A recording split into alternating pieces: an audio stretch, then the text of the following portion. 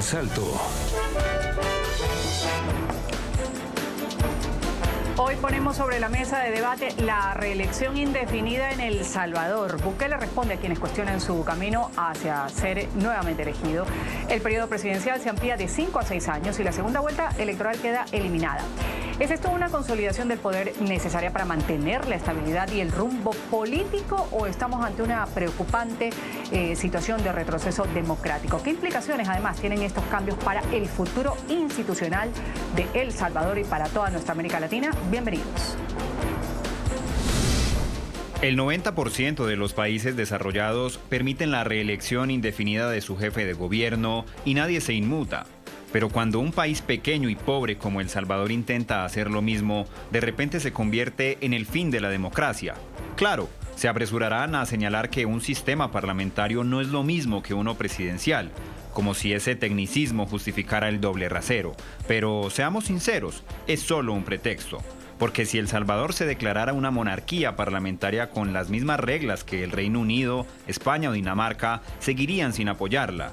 De hecho, se pondrían furiosos si eso sucediera. ¿Por qué?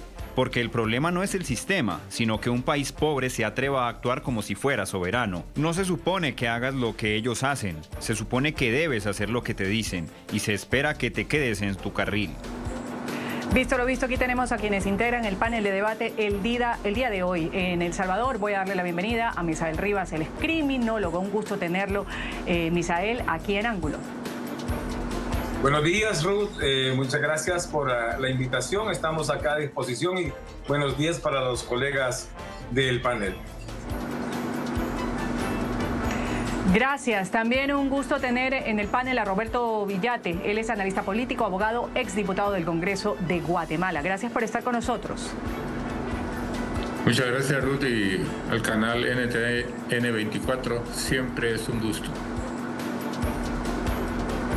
Siempre es un gusto contar con ustedes y también con la presencia de Carlos Hoffman, analista y consultor político. Gracias por estar con nosotros, Carlos. Muchísimas gracias, Ruth. Un abrazo desde Guatemala. Y al panel, muchas gracias por compartir. Gracias a los tres. Vamos a empezar inmediatamente. Hablando de esta reelección presidencial indefinida aprobada en El Salvador, que parece validar un aforismo de que la historia no se repite, pero a menudo rima. En este caso, la historia es sobre un presidente que es muy popular, que concentra el poder y es habilitado por un cambio constitucional a postularse para seguir en el cargo cuantas veces lo decida o quiera en nombre de la soberanía popular. Para los tres, empiezo con Misael Rivas, la misma inquietud. ¿Cómo interpreta usted estas reformas, evolución del sistema político o concentración de poder, como lo señalan algunos? Adelante, Misael. En primer lugar, no es una concentración de poder porque eso está prohibido por todas las constituciones. Tenemos en El Salvador, los conocemos como órganos que son independientes entre sí. Y lo que sucede es que lo que les ha llamado la atención y lo que no les ha gustado es que no se ha podido repartir políticamente las cabezas de los órganos ni tampoco de las elecciones de segundo término, de segunda forma. En tal sentido, eso les ha dicho de que aquí existe una muerte a la democracia, y eso no es cierto. La democracia es escuchar al pueblo para que el pueblo sea el que elige y decida. Lo que sucede es que nosotros los hombres somos los que hemos determinado cómo va a ser la democracia y le hemos puesto moños para que esto sea diferente. Aquí nadie dice que en El Salvador hubo un bipartidismo que era la dictadura partidista. Aquí tuvimos a 20 años de arena que nos metió hasta el cuello en deudas, en un número increíble de problemas y 10 años del FMLN. Cuando eso cambia y ahora se da la oportunidad de que el pueblo se esté expresando, que el pueblo esté dando su opinión a través de los votos, eso nadie lo ha analizado ni lo quiere analizar porque es algo sui generis que nos ha pasado. El Salvador le ha dado al presidente carta blanca como presidente y le ha dado los elementos de la Asamblea Legislativa necesarios para que él pueda tener la consecución de sus mandatos. También es importante decir que aquí no estamos teniendo 6 años continuos, sino que tenemos un segundo periodo que va a durar nada más 3 años. Y algo muy importante, no es una autorización permanente para que él sea el presidente, sino que es una autorización de reelección inmediata. Ojo, que eso de la permanencia o de que o perenne no es lo mismo, porque lo que pasa es que en cada ocasión de sufragio va a tener la oportunidad el pueblo de presentarle candidatos que vayan en contra del candidato oficial, que para este caso podría ser el señor presidente. No lo está obligando, le está dando la facultad, y eso es muy importante de hacerlo ver, porque decir que esto es reelección permanente, eso no es así. No es lo mismo, no es una forma con la cual se tiene que interpretar la democracia. El 90%, dice la investigación de ustedes, y es cierto, de los países de primer nivel tienen reelección inmediata. Quiere decir que se pueden postular nuevamente. Y eso es lo que estamos aspirando los salvadoreños. Lo que me llama la atención es que todos gritaron por los cambios de los artículos del 70, del 80, del 154, 152, 157 de la Constitución, pero ninguno ha dicho no. Si yo gano, voy a cambiar a 5 años nuevamente. Ya hay gente diciendo, cuando yo gane, mi sexenio va a ser tal cosa. Es tener doble moral. Esto es aprovecharse del momento para poder criticar. Por lo tanto, para mi manera de ver, con todo el respeto, no estamos frente a una situación llamada cambio de la democracia en El Salvador, sino que estamos haciendo cambio de la administración política de El Salvador. Que esto es una regla con tiempo. Estamos hablando 2 años antes de lanzarse el juego político, que lo va a tener que ejecutarse sobre El Salvador para todos los salvadoreños. Y entonces todos van a estar en la misma palestra. El miedo es de que alguien que está haciendo bien su trabajo, la gente quiera que continúe. Ese es el miedo realmente. Esto ya nos pasó una vez y le hicieron todo el maquiavélico procedimiento en el año 44 para que esta persona fuera derrocada. Y eso lamentablemente es parte de nuestra historia. Por lo tanto, para mí ha sido nada más algo que ya esperábamos desde diciembre del año 2024. Tardaron 7 meses en hacerlo y lo que ha confirmado nada más es lo que la gente ya deseaba, que el señor presidente permaneciera hasta donde quiera. Digamos, estamos hablando apenas de las personas que en el 2027 van a tener 18 años y dentro de 6 años después, en el 2033, van a tener otros nuevos 18 años, 19, 20 años. Estamos hablando que los que nacieron en el 2013 van a tener 20 años. Gente que pudo haber visto solo el bregar del presidente y el ataque que se le hace al presidente. Por lo tanto, no tiene absolutamente nada de malo que tengamos ese nuevo sistema de sexenio. Gracias por esta primera intervención, Misael. Voy a darle la palabra inmediatamente a Roberto Villate. Quiero saber, ¿usted coincide? ¿No es lo mismo perpetuarse o permanecer en el poder? ¿Muerta la democracia? Sí, no. ¿Por qué? ¿Cómo interpreta usted los recientes reformas que se han dado en El Salvador? Bien, buenos días.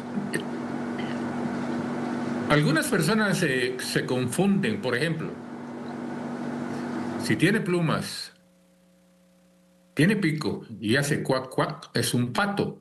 Definitivamente aquí la permanencia indefinida o la reelección indefinida, el señor Bukele la está admitiendo y la va a usar, ya sea en beneficio o en perjuicio en algún momento de la población salvadoreña.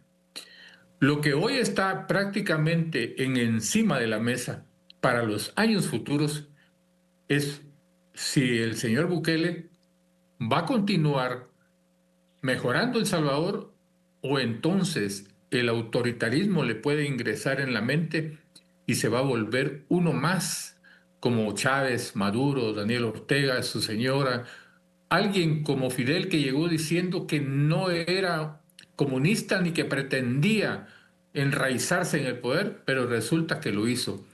Eso es lo que hoy prácticamente a partir de esta fecha en adelante, en los años futuros, vamos a ver a un dictador bueno o a un dictador malo. ¿Por qué digo de esta forma?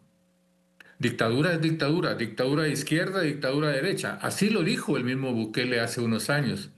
Lo que falta es entonces que él demuestre si quiere vivir por siempre en El Salvador como rey o va a dejar sentada una base para la cual el próximo presidente que venga lo tome y continúe. Falta ver. Eso es lo que toca esperar. Uh-huh. Escuchando los puntos contrapuestos de Misael y de Roberto, voy a escuchar ahora a Carlos y preguntar la evolución del sistema político o concentración de poder con las reformas que ha habido en El Salvador. Adelante. Ruth, aquí de nuevo hay dos respuestas, ¿no? La respuesta que tiene que ver con que lo que se está generando es una especie de dictadura democrática, una concentración política de poder, una unificación, digamos, hasta cierto punto férrea del ejercicio de lo público, pero también se tiene la otra versión en donde en realidad Bukele básicamente representa el éxito completo de la democracia. O sea, si se alinea pueblo y gobierno en una misma comunidad de interés y lo logran, la democracia o digamos el objetivo de la democracia está bastante superado. Recordemos que de hecho este pueblo salvadoreño que hoy lo apoya una auténtica paliza democrática que fue la última elección, básicamente lo que está es de hecho dispuesto a restarse garantías en base a recuperar derechos que la misma Constitución tiene. O sea, lo que está en la palestra es que ha tenido éxito y que la gran mayoría de los salvadoreños, una abrumadora mayoría, porque si lo sometemos a un plebiscito, igualmente la Constitución tendería a cambiar. O sea, en otras palabras, se puede interpretar de las dos formas. En el caso de los detractores de esta situación, son gente que normalmente los vemos en el espejo y que obviamente en las democracias que estamos a la par, yo vivo en Guatemala, igual que Roberto, al cual saludo, nos vemos irremediablemente pequeños y hasta cierto punto inefectivos comparado con lo logrado por el presidente Bukele. Aquí hay dos respuestas, como les digo, depende de dónde esté uno en su postura y cuál es el ángulo de afectación que uno pueda tener en su perspectiva, podría explicarse de las dos formas. Algún lugar en el centro de estas dos posiciones es posiblemente el correcto. Hay una concentración, creo yo, de poder por medio de un cambio dentro de la Constitución, que por cierto está hecho por un legislativo que fue igualmente una gran paliza de parte del Partido Nuevas Ideas y que prácticamente no hay oposición. Pero también existe en el espejo esta vieja oposición que está muy degradada en nuestros países y que básicamente son, de hecho, los autores materiales de este deterioro por el cual tiene éxito Bukele. Entonces, es difícil de alguna forma tener una tendencia a un lado cuando en realidad creo la respuesta está un poco en el centro. Más allá o más para acá, no lo sé. Lo que sí sé es de que es un presidente que tiene éxito, es un presidente que tiene además casi un tsunami desde el punto de vista del apoyo popular y que aunque ha tenido algunas situaciones que le han deteriorado un poco su imagen, es una pérdida marginal con respecto a la tendencia que realmente trae. Bukele, de hecho, está resemantizando la democracia y es muy probable que muchas democracias en el mundo o tomen el modelo Bukele o se reflejen en ella para ser comparadas. Por lo tanto, es un modelo virtuoso desde el punto de vista de la discusión, porque en realidad creo que la democracia está teniendo un ejercicio dentro de los límites, casi al borde de ese límite, y que realmente podemos nosotros por lo menos compararnos y vemos en el espejo, incluso de tener imitadores de Bukele.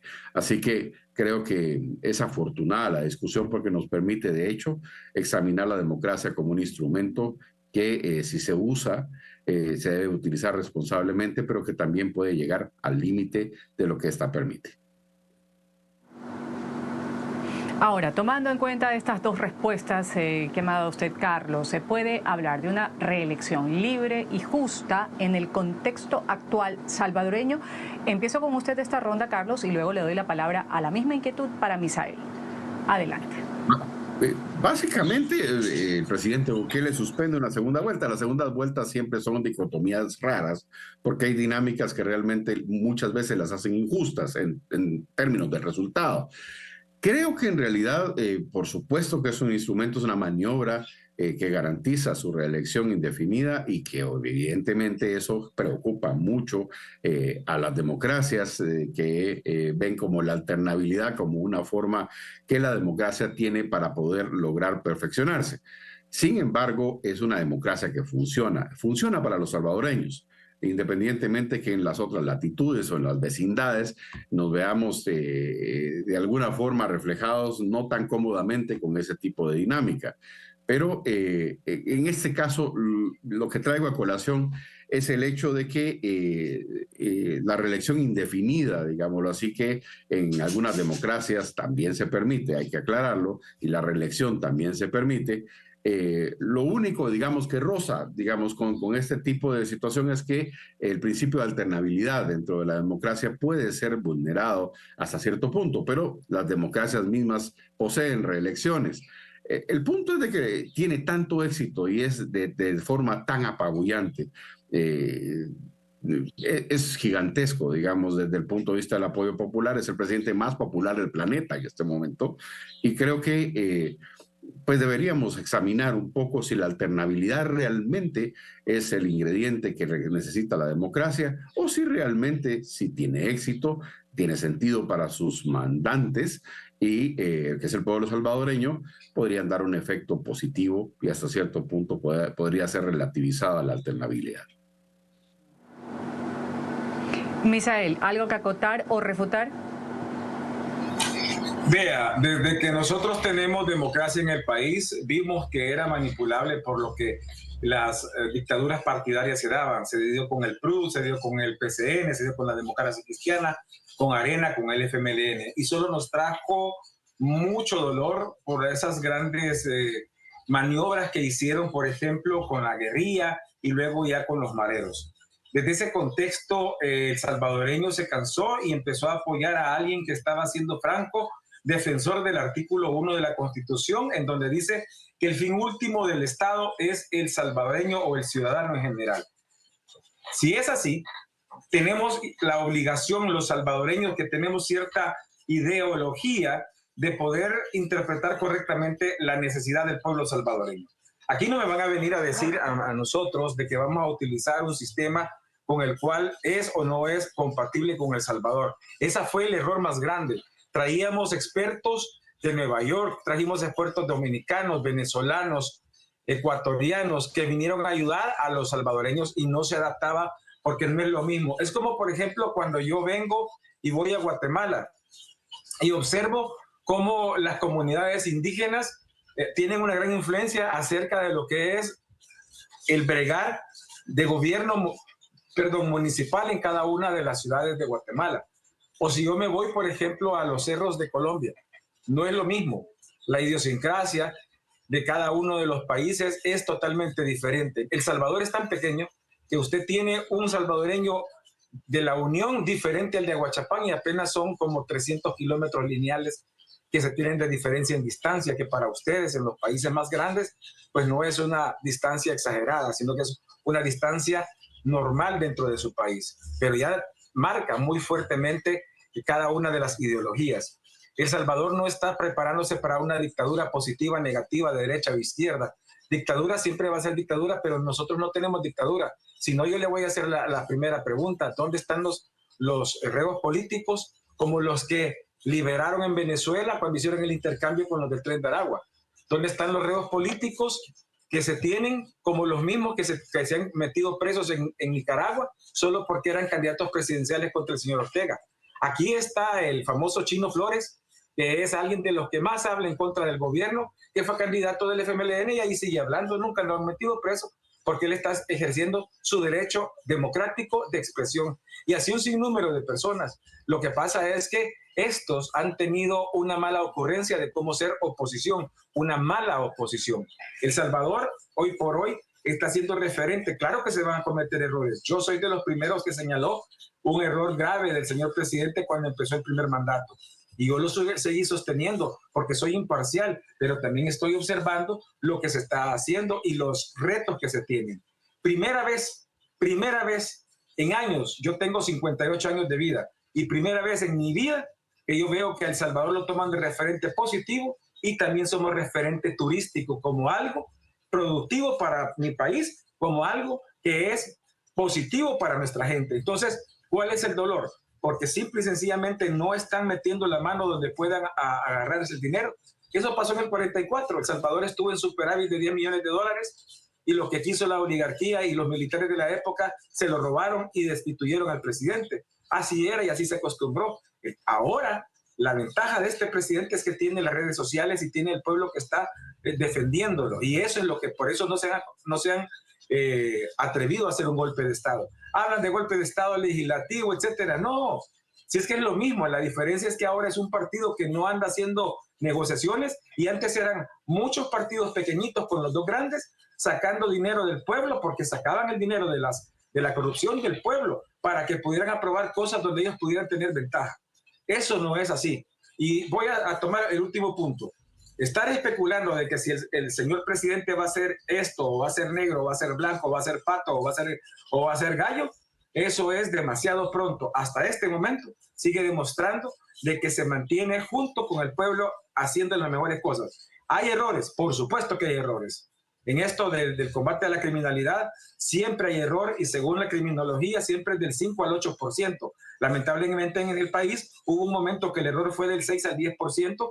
Yo lo señalé y expliqué por qué. Pero eso se enmienda. Eso se puede lograr llegar a la mejor situación para el conglomerado. Y aquí el conglomerado salvadoreño es el que está teniendo la primera fila. Nunca se le había dado el sitio privilegiado a la población y hoy se le ha dado.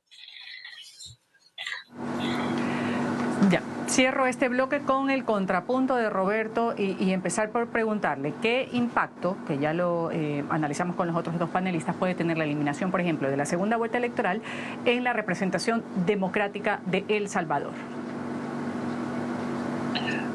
Bien, cuando se hacen estas reformas, se aumenta los años y de que es en una forma indefinida la reelección, pero aparte de eso también se elimina la segunda vuelta o el balotaje.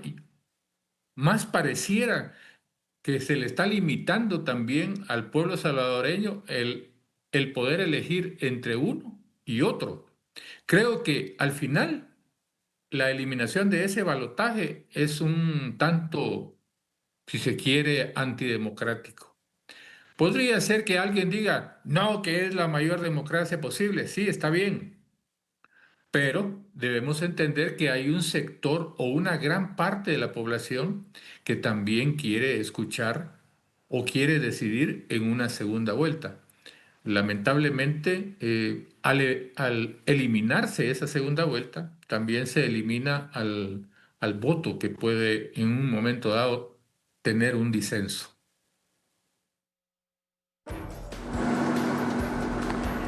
Vamos aquí a una pequeña pausa comercial, enseguida regresamos con Ángulo. Estamos hablando sobre la reelección indefinida después de una reforma en El Salvador, pero antes citamos también lo que ha sucedido en los últimos días. La primera dama de El Salvador, Gabriela de Bukele, ha estado de visita en Marruecos. En las redes sociales justamente de la Casa Presidencial se ha informado que este encuentro se enmarca en el intercambio de experiencias, en la colaboración mutua para generar iniciativas en el mejoramiento de la educación integral, de la primera infancia y de la inclusión de la niñez. Volvemos enseguida, luego del corte.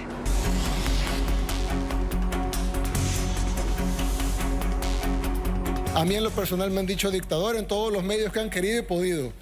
Desde los panfletos salvadoreños hasta los panfletos internacionales, los más prestigiosos. ¿Saben qué? Me tienen sin cuidado que me llamen dictador.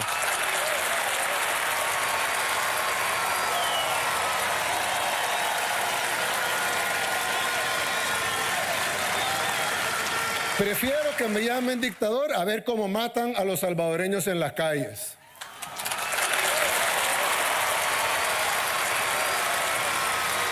Prefiero estos momentos cuando agarro el celular y veo dictador, dictador, dictador, dictador en las noticias y no ver asesinato, asesinato, asesinato, asesinato, asesinato.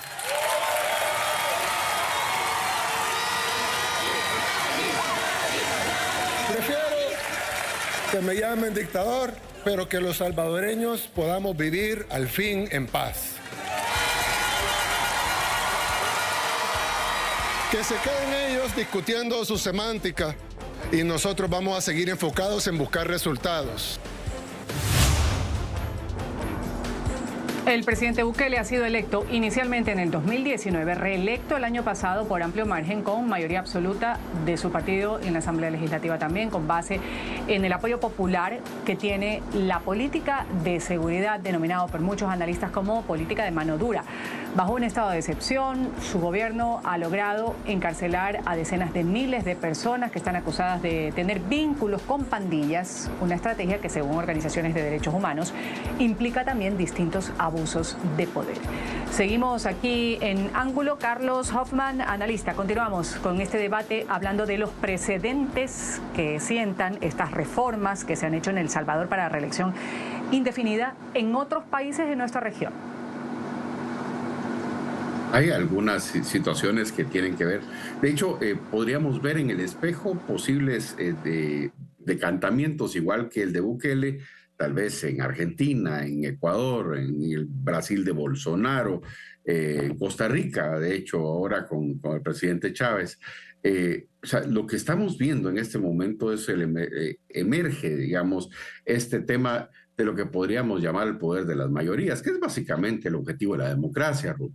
Es la expresión de las mayorías, pero la democracia también significa controlar democráticamente y que esas mayorías que a veces incluso se equivocan no terminen destruyendo a los que no están en este momento en hegemonía. El punto está en que en El Salvador, concretamente en las democracias latinoamericanas, lo han hecho tan mal que básicamente el voto es primero en castigo y segundo, lo que estamos viendo es el emerger figuras fuertes que básicamente rozan con todas las reglas del juego. El presidente Bukele no se lleva muy bien con las reglas incluso, pero ha demostrado una altísima efectividad en la consecución de los derechos que los salvadoreños dicen que tienen en la Constitución. Entonces, el punto está hasta dónde estira esta situación y dónde podríamos dar el equilibrio que la democracia garantiza de pesos y contrapesos, porque en realidad lo que estamos viendo es, digamos, una democracia que está yendo completamente de lado, desde el punto de los contrabalances que en algún momento la democracia teóricamente debería tener. ¿Que tiene sentido para los salvadoreños? Sin duda alguna, sí lo tiene. Y de que nos vemos en el espejo el resto de las democracias de América Latina, incluso del mundo, también.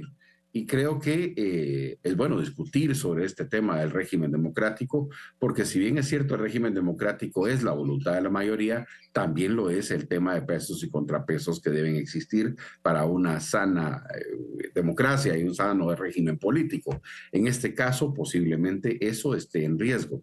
Pero entendemos, como les repito, que los salvadoreños están cediendo garantías en busca de consecución de derechos y Bukele lo ha logrado para ellos.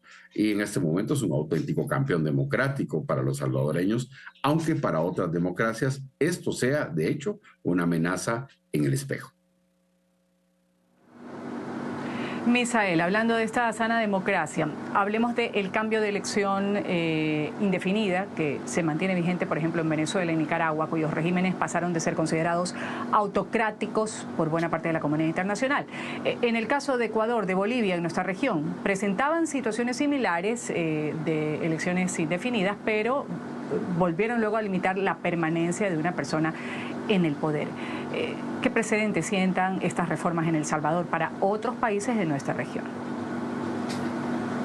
Hace un momento tenemos que entender que cada una de las idiosincrasias de los pueblos son 100% diferentes.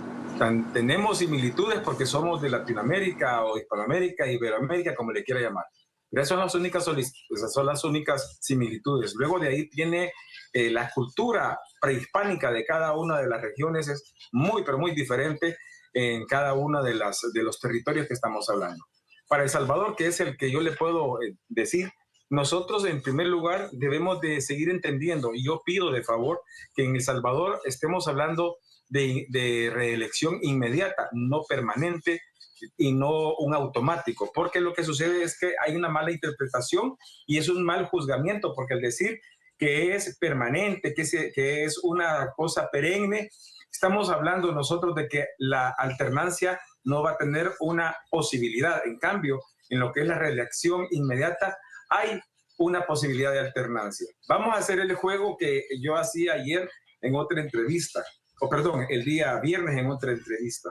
¿Qué pasa si en estos 2 años el presidente Bukele realmente se le acaba la gasolina y ya no puede hacer absolutamente nada por la democracia de El Salvador y ya no hay ninguna idea que se pueda concretizar para la mejora del salvadoreño? Tiene la oportunidad cualquier otra persona que crea a través de un partido político que pueda llegar a derrocar al presidente. Y eso quiere decir de que la alternancia tiene la posibilidad. Eso es lo que es lo bueno de la democracia. La democracia le permite en un momento determinado estar figurándose pajaritos que vuelan con jet, y realmente lo que sucede es que es algo tan normal como la explicación de que los salvadoreños tenemos la oportunidad de cambiar, tenemos la oportunidad de hacer más dinámica la democracia. Acá se sigue hablando de concentración de poderes, pero lo que pasa es que la gente lo ve de concentración porque simple y sencillamente no existe en nuestro país actualmente una cantidad de partidos políticos que puedan estar jugando macabramente. Aquí es el pueblo que le dio a un solo partido la oportunidad de apoyar al presidente. Ahí terminé. Gracias.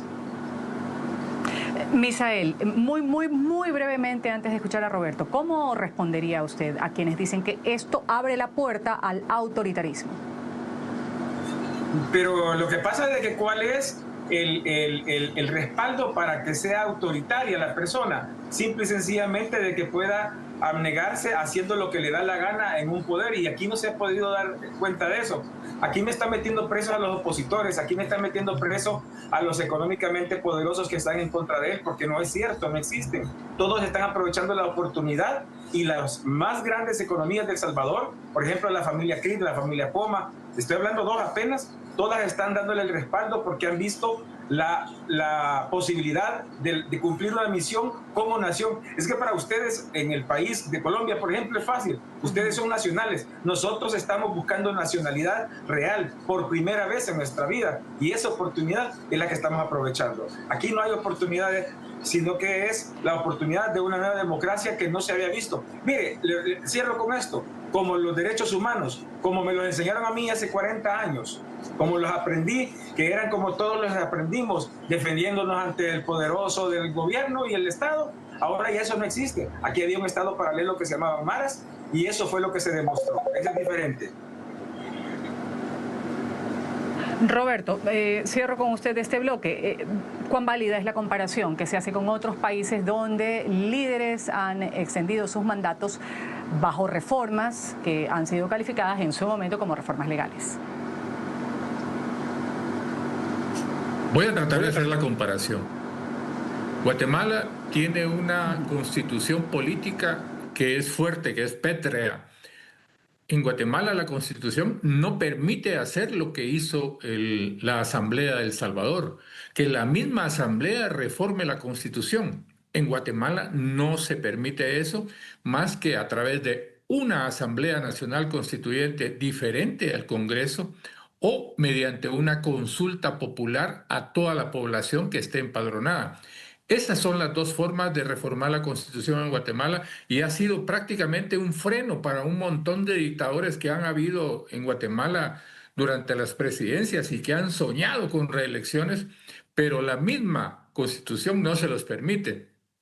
En El Salvador lo hacen a través del Congreso normal, y ese es un peligro, porque si supongamos que a Bukele le va bien y a El Salvador le va bien y se vuelve un país próspero, una Suiza como lo era antes, pero ¿y si un día se cansa y entonces Bukele se va y entra alguien que es la antítesis de Bukele en algún momento? ¿Qué va a pasar entonces? Se va a volver prácticamente un país sumamente dictatorial. Esas son las 2 diferencias que yo veo en esta cuestión. Ahora, en todo el mundo, definitivamente hay muchos que sueñan con reformar sus constituciones o sus cartas magnas para poder ellos enseñorearse en el trono. Hoy simplemente Bukele está en una etapa de prueba en la cual todo lo que ha hecho en beneficio del pueblo de El Salvador, y que se lo apoyan también, hoy en adelante vamos a encontrar quizá un Bukele en papel carbón, en las luces y sombras. Y eso es lo que, mediante una cuestión social, se tendrá que llegar a conocer. Pero, mientras tanto, toca esperar. Vamos aquí a un pequeño corte comercial. Esto es Ángulo. Volvemos enseguida.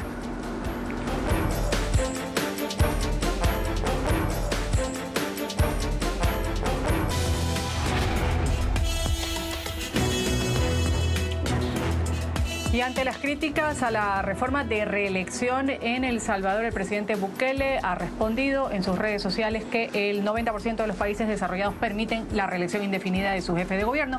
Nadie se inmuta, dice el mandatario, pero cuando un país pequeño, dice el presidente, y pobre como El Salvador intenta hacer lo mismo, de pronto es el fin de la democracia. Así lo ha puesto en sus redes sociales. El presidente ha incluido en este comentario tanto a los sistemas de gobierno de parlamentarios de países desarrollados como a los presidenciales de América Latina. Ha sostenido que distinguirlos es un tecnicismo y un pretexto. Sin embargo, hay expertos que creen que esta diferencia que se da en nuestra región es crucial. Tiempo de las conclusiones. Aquí en Ángulo, 2 minutos para cada uno de mis panelistas. Misael, empiezo con usted.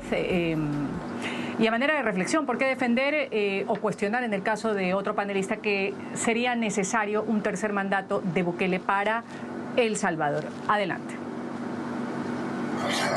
Mire, hasta este momento lo que hemos visto es una proyección visionaria de lo que es un proyecto estadista de una persona que quiere que un país como El Salvador llegue a ser una nación. Y eso es lo que se necesita. Desde que yo tengo uso de razón en el derecho, que fue mi primera carrera que abracé, siempre anhelé que fuéramos nosotros nación y comprendía que no lo éramos por un sinnúmero de cosas, falta de elementos, etc. Ahora tenemos que estar respaldando nosotros los cambios reales de lo que es la nueva interpretación, no solamente de los derechos humanos, sino que del tipo de democracia que se necesita en los países no poderosos armamentística ni económicamente hablando. Por ejemplo, Guatemala tiene una constitución, como dice el colega, con sus articulados pétreos, y eso lamentablemente le pone a lo que son los plebiscitos, referéndums necesarios para poder hacer modificaciones, etcétera. Pero ¿cuánto le beneficia este retraso a un país? ¿Cuánto le beneficia a un país tener algo por lo cual no es expedito y que el pueblo siente que no se le escucha? Vean ustedes todos los ejemplos de malas administraciones con los diferentes poderes u órganos, como conocemos en El Salvador, cómo lleva de lento lo que es la transformación y el aprovechamiento para la corrupción. Lo que son las dictaduras partidistas, nadie las habla, nadie las señala dentro de los países pequeños de América Latina, Iberoamérica, como le quiere llamar. Nosotros lamentablemente tenemos esos ejemplos en nuestros países con los cuales hemos sufrido durante décadas, quizás desde que nos independizamos, pero esas son las malas usanzas que hemos tenido. Es hora, a mi manera de ver, que cada uno de los países vea cómo se puede ver la referencia de cómo mejorar en cada uno, pero siendo reformas colombianas, ecuatorianas, panameñas, nicaragüenses, colombianas, etcétera, argentinas. ¿Por qué? Porque cada uno sabe dónde tiene el problema con el cual se va a defender. Hoy por hoy, en El Salvador nos está funcionando lo que tenemos. Hoy por hoy, El Salvador empieza a despegar. Vamos a tener que esperar si hay un nuevo mandato ya en el sexenio, que será otro tipo de mandato que se deberá de planificar. No es lo mismo quinquenio, sexenio para planificación, sino que debe hacerse lo que es el ensayo del error y la verificación al final. Es decir, la situación, misión, ejecución, administración y control, para que se pueda tener un mejor país, una mejor nación. Este es un momento simplemente de empezar a dar beneficio de la duda. Le dejo plantear esta pregunta. ¿Por qué a los sistemas antiguos, de los que se decían de alternancia, se les daba tanto, pero tanto beneficio de duda y se les daba tanta oportunidad y nunca funcionaron? Porque ahora algo que está funcionando no se le quiere dar la oportunidad. Es porque la corrupción tiene más dientes de los que nosotros podemos ver y tiene más colores, como digo yo en uno de mis poemas, que no le importa con quién se revuelca siempre y cuando sea la cama que le dé dinero. Roberto, quiero escucharlo usted también a manera de conclusión. 2 minutos, ¿por qué cuestionar que sería necesario o no un tercer mandato de Bukele para El Salvador? Adelante.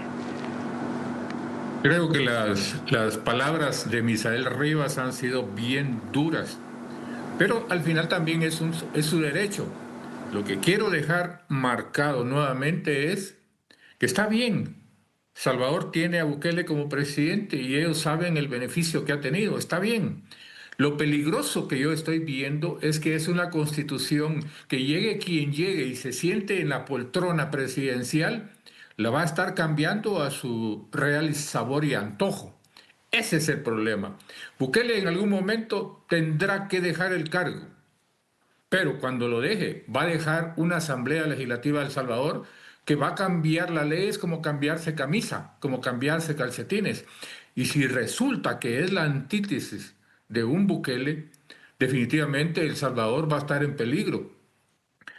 En buena hora somos vecinos, en buena hora nuestra constitución es pétrea, porque de esa forma no permite que los tiranos en algún momento se sienten, porque no es fácil hacerlo. El Salvador, el camino que está dejando Bukele es muy fácil para cualquier dictador que llegue después de él. No se olviden, si quisieron asesinar a Trump, ¿por qué no a Bukele? Y entonces todo lo que dejó va a llegar a alguien que va a hacer todo lo contrario y probablemente van a sufrir más. Gracias, Roberto. Carlos, cierro con usted muy brevemente también su reflexión. Evidentemente, si Bukele funciona para su democracia, sí, por supuesto. Si es un traje a la medida el tema de la reforma constitucional y las reformas legales que ha tenido El Salvador, sí también. De alguna forma, aquí el balance es que las democracias deberían al menos considerar el hecho de no hacer trajes a la medida, porque el peligro está en cuando este traje a la medida deja de quedarle a un presidente o existe otra figura que ocupa la presidencia y no necesariamente se ve en el espejo de esa situación. No debería ser un traje a la medida, sino básicamente es un traje genérico para que realmente pueda utilizarse el instrumento de la presidencia y del gobierno de una forma sana y equilibrada. Hay mucha tela que cortar. Si evidentemente Bukele está alcanzando los altos fines que la democracia salvadoreña quisiera, sí. Es un presidente altamente eficaz en cuanto al tema de retribución de derechos que lo dice la Constitución que deben tener los salvadoreños. Por supuesto que sí. Sin embargo, también lo que se ve es un esfuerzo también normativo, esta vez, por tratar de hacer que este personaje continúe siendo un modelo que básicamente solo le queda a él. Este es el punto, la amenaza de alguna forma a la idea de democracia y sus contrabalances. Es difícil darle justicia a un personaje como este porque tracciona en dos sentidos, en los dos sentidos que hemos visto con mis compañeros de panel hoy. Y creo que deberíamos hacer una vigorosa discusión todo el planeta sobre el régimen democrático y sobre si realmente la democracia es funcional y no deberíamos considerar algún tipo de modificaciones de cara en el espejo de los salvadoreños. Voy a una pausa comercial, esto es Ángulo, volvemos enseguida. El Canal de las Américas. Para algunos, Nayib Bukele, conocido como el joven millennial aficionado a Twitter que usaba gorra hacia atrás cuando llegó a la presidencia en El Salvador en el 2019, de política de mano dura que ha transformado El Salvador. Para otros, está acumulando acusaciones de liderar una deriva autoritaria de su gobierno.